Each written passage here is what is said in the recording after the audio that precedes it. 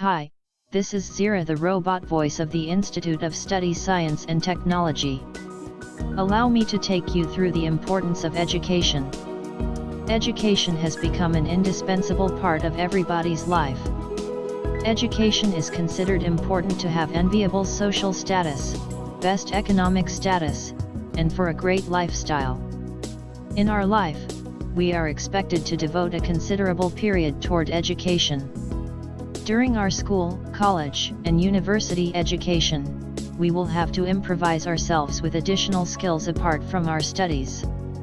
We should be judicious between our studies and other activities, like sports, or a part-time job.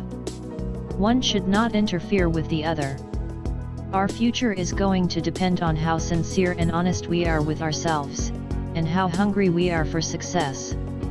The truth of the matter is that after leaving university or college, we have to earn a living for the next 40-odd years, unless you discover gold or diamonds on your property and you open up your own mine.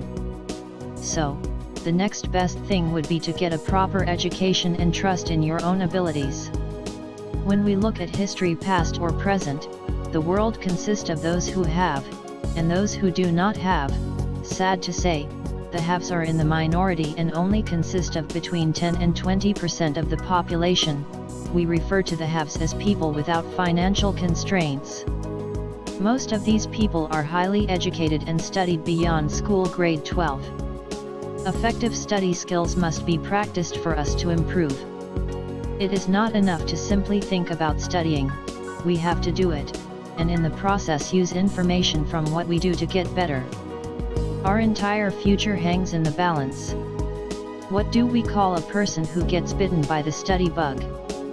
We are not referring to a person who studies bugs and got bitten by one, but someone who has the desire to become knowledgeable in many things, and just seems to have an urge to study, and acquire more knowledge.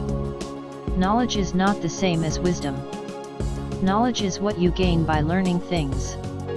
People who love to learn, do not only depend on what they are taught in a classroom but go way beyond the effort of the average human being in improving their skills and becoming competent way above the average person.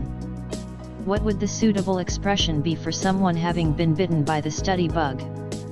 In other words, someone who loves to increase his knowledge and stands out above the crowd, someone who devotes his life to a higher purpose. Ever thought of what percentage these studyholics are of the general population? Well, at a guess, we can safely say only about 6 to 10% of the population. If you do not agree, answer this question: what is the percent of students that get cum laude marks?